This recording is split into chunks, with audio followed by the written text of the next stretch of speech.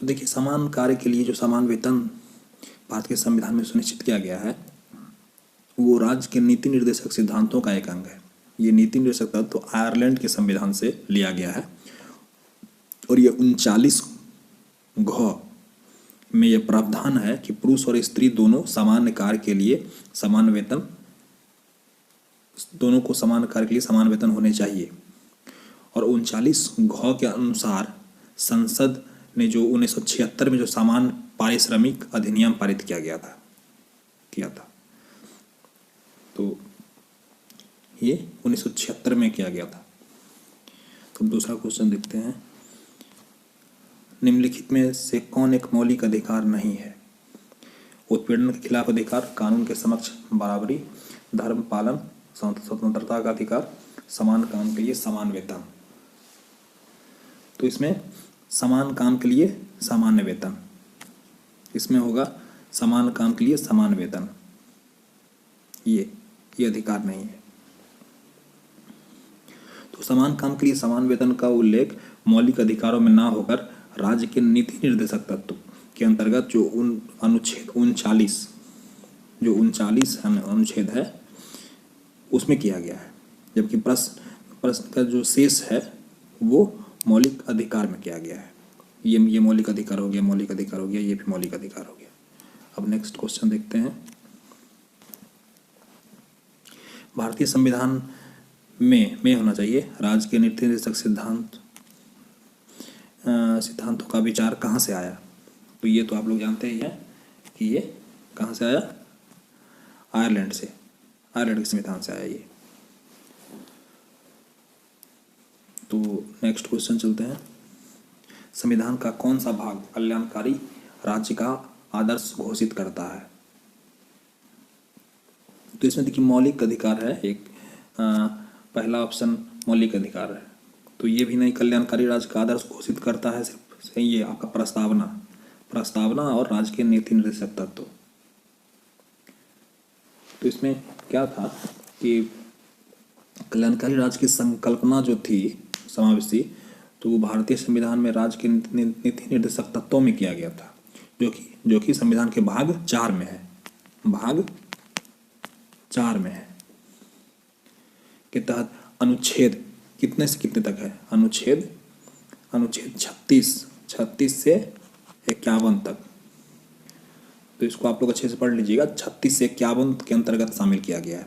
और संविधान की प्रस्तावना राज्य व्यवस्था के उद्देश्यों का उल्लेख करती है, जिसमें आपका आ जाएगा कि नागरिकों को सामाजिक, आर्थिक, राजनीतिक न्याय, विचार हो गया, विश्वास हो गया, धर्म हो गया, सबका जो स्वतंत्रता मिला हुआ है ये हो गया। तो कल्याणकारी राज्य का विचार जो है दोनों के चयन का विकल्प ना हो, तो इसका उत्तर नीति निर्देशक तत्व ही होगा। तो आपका 36 से 51 अनुच्छेद में आएगा ये। फिर नेक्स्ट क्वेश्चन देखते हैं, राज्य के नीति निर्देशक सिद्धांतों का भारतीय संविधान में शामिल किए जाने का उद्देश्य क्या था? तो उद्देश्य क्या था? सामाजिक और आर्थिक प्रजातंत्र को स्थापित करना, ये होना चाहिए। देख लीजिएगा आप लोग, सामाजिक और आर्थिक प्रजातंत्र को स्थापित करना ही नीति निर्देशक तत्वों का उद्देश्य है, जो कि आर्टिकल फिर से आप बोल देखें भाग 4 में अनुच्छेद 36 से 51। आपको नीति निर्देशक संबंधित जितने भी क्वेश्चन आते हैं एग्जाम में, ये सब किसी न किसी एग्जाम में पूछे गए क्वेश्चन है। तो अनुच्छेद 36 से लेकर के 51 तक किया गया है इसमें। नेक्स्ट क्वेश्चन देखते हैं, कल्याणकारी राज्य की संकल्पना का समावेश भारत के संविधान में है।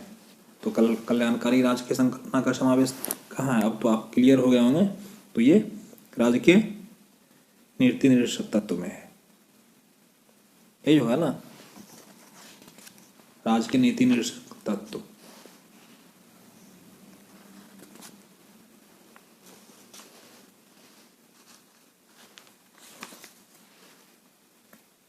और कल्याणकारी राज्य की संकल्पना का समावेश भारत के संविधान में, कल्याणकारी राज्य की संकल्पना का समावेश भारत के संविधान में है। तो कल्याणकारी राज्य की संकल्पना किसमें है? तो ये हो सकता है कि दो दो ऑप्शन भी आ जाए, तो राज्य की नीति निर्देशक तत्व में है और एक प्रस्तावना में है, इसमें भी प्रस्तावना में भी होगा। नेक्स्ट क्वेश्चन देखते हैं, निम्न में कौन सा एक राज्य के नीति निर्देशक तत्वों का उद्देश्य नहीं है? उद्देश्य नहीं है कौन सा? एक कल्याणकारी राज्य की स्थापना करना, ये भी तो उद्देश्य है ही आपका, ये उद्देश्य है ही। सामाजिक आर्थिक कल्याण सुनिश्चित करना, ये भी होगा। अंतर्राष्ट्रीय शांति व सुरक्षा की अभिवृद्धि करना, तो ये भी होगा। एक धार्मिक राज्य की स्थापना करना, ये नहीं होगा। हमारा तो धर्मनिरपेक्ष है, एक धार्मिक राज्य की स्थापना करना ये आपका ये नहीं होगा। राज्य की नीति निर्देशक तत्व संविधान में भाग 4 के, मैं बोल रहा हूँ भाग 4 के अनुच्छेद कितने में? अनुच्छेद 36 से 51। नेक्स्ट क्वेश्चन देखते हैं, भारत का प्रथम नागरिक कौन होता है? ये तो सब जानते हैं, प्रथम नागरिक, ये तो बहुत बार एग्जाम में पूछा गया है, राष्ट्रपति को कहते हैं। कौन सा अनुच्छेद पंचायत के गठन के लिए सरकारों को निर्देशित करता है? यानी गठन के लिए राज्य सरकारों को निर्देशित करता है, कौन होगा? ये आपका जब भी पंचायती राज पहले कहाँ, पंचायती राज की शुरुआत कहाँ हुई थी? ये हुई थी राजस्थान में। राजस्थान में देखिए पंचायती राज की स्थापना हुई, सबसे पहला जो पंचायती राज हुई थी ये राजस्थान में हुई थी। राजस्थान में नागौर जिले में, ठीक। अब देखिए इसमें जो हुई थी तो पंचायत, और इस कितने अनुच्छेद के तहत इसको शामिल किया गया? तो अनुच्छेद 40 के अंतर्गत।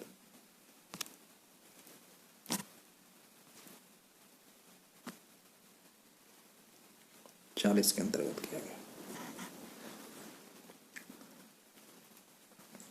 देखिए अनुच्छेद 40 में क्या है? अनुच्छेद 40 में है सरकार को ग्राम पंचायतों को संगठित करने के लिए निर्देश करता है, ठीक। उसमें इसके अनुसार राज्य में ग्राम पंचायत का संगठन होना चाहिए, उसके बाद उसको ऐसी शक्तियां और अधिकार प्राप्त होगा जो शासन करने के इकाइयों के रूप में काम करेगा। तो अब उसके बाद नेक्स्ट क्वेश्चन देखते हैं, निम्नलिखित में कौन सा अनुच्छेद अंतर्राष्ट्रीय शांति सुरक्षा को लेकर के से संबंधित है? अंतर्राष्ट्रीय शांति और सुरक्षा को लेकर के संबंधित है, कौन सा?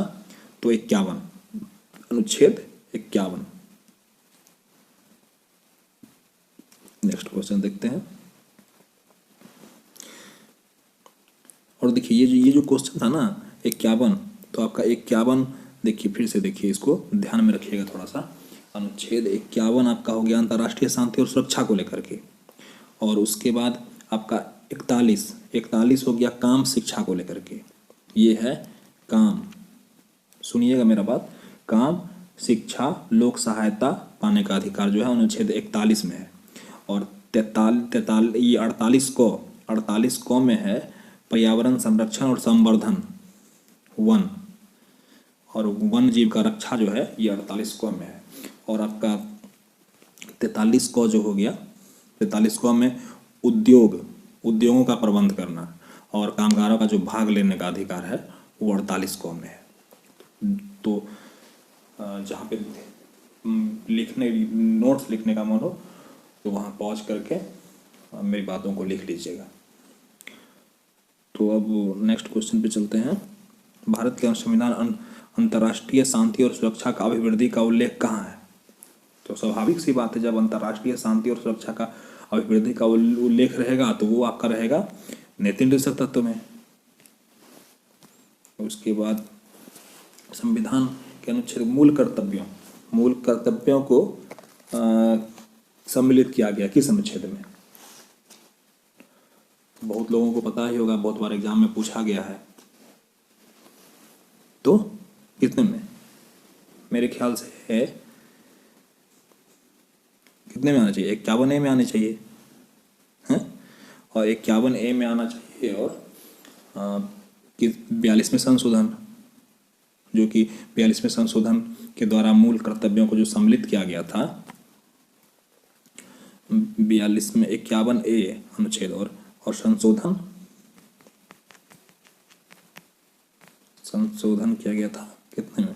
42 में और कब किया गया था? 1976 में, 1976 में किया गया था। और कर्तव्य हमारे कितने हैं? 11 कर्तव्य। चलिए आगे देखते हैं, किसकी संस्तुति पर भारतीय संविधान में मूल कर्तव्यों को शामिल किया गया? ये भी बहुत बार क्वेश्चन पूछा गया है। ये हो गया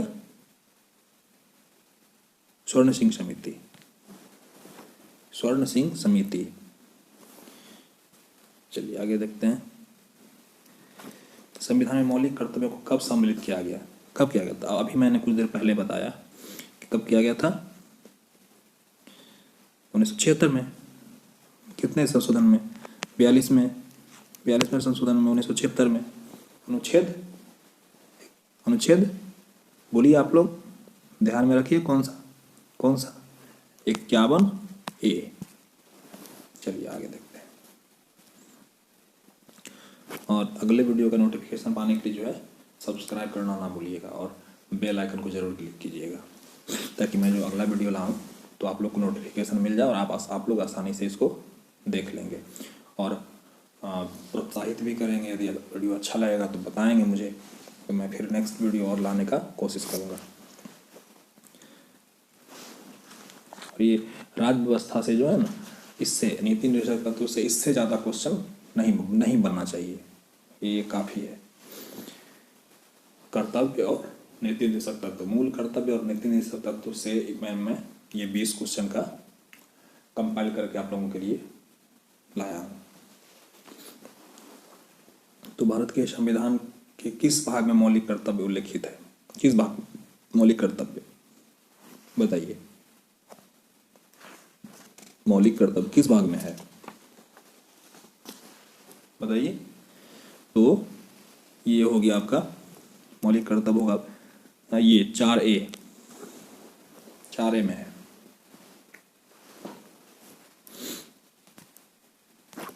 इनमें से कौन स्वर्ण सिंह समिति के सदस्य रहे हैं? देखिए, AR अंतुले, SS रे, हरिदेव जोशी और CM स्टीफन। ये जो है ना, CM स्टीफन सिर्फ नहीं रहे हैं, बाद बाकी सब रहे हैं। ये भी रहे हैं।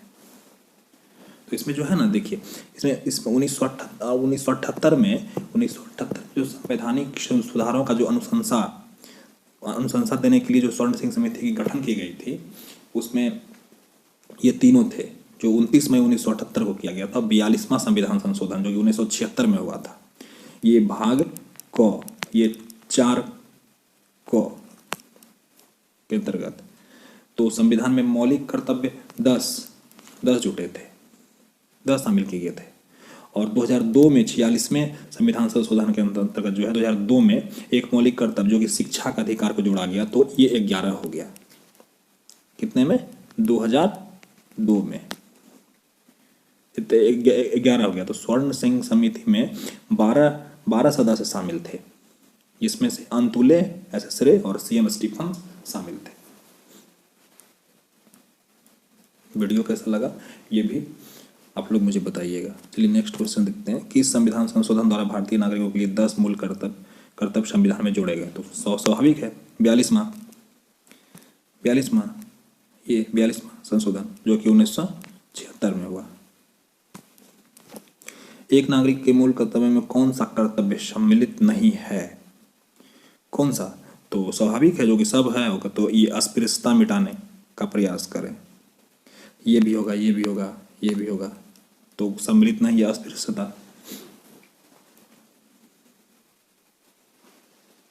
अस्पृश्यता होगा। और ये इसमें क्यों है? क्योंकि भारत के संविधान में भाग क, ये 4 क जो है, 4 क में 51 अनुच्छेद 51A, यानी कि 51A मतलब 51 क में ये मूल कर्तव्यों का समावेश किया गया। लेकिन अस्पृश्यता मिटाने का जो प्रयास है, ये अनुच्छेद 17 के तहत मौलिक अधिकार में शामिल किया गया। अनुच्छेद 17 अनुच्छेद 17 के तहत मौलिक अधिकार में इसको शामिल किया गया, इसको अस्पृश्यता को। देखते हैं नेक्स्ट क्वेश्चन। भारतीय संविधान में कितने मौलिक कर्तव्य? अभी मैंने बोला कितने मौलिक कर्तव्य हैं, तो आपका 11 मौलिक कर्तव्य, जो कि पहले 10 था। 1976 में जो संविधान संशोधन हुआ था 42वां, 1976 में 42वां हुआ था संविधान संशोधन, उसमें 10 थे, लेकिन 2002 में जो हुआ वो 11वां था। क्या था कि 11वां था शिक्षा का अधिकार। चलिए नेक्स्ट क्वेश्चन देखते हैं। भारत के संविधान के अनुसार कौन सा देश के शासन की आधारभूत है? तो स्वाभाविक बात है, देश का आधारभूत जो है वो आपका नीति निर्देशक तत्व ही है, नीति निर्देशक तत्व ये है। और अंत में आप ये बताइएगा कि मेरा वीडियो कैसा लगा, और अंत तक बने रहने के लिए दिल से धन्यवाद। Bye bye, take care.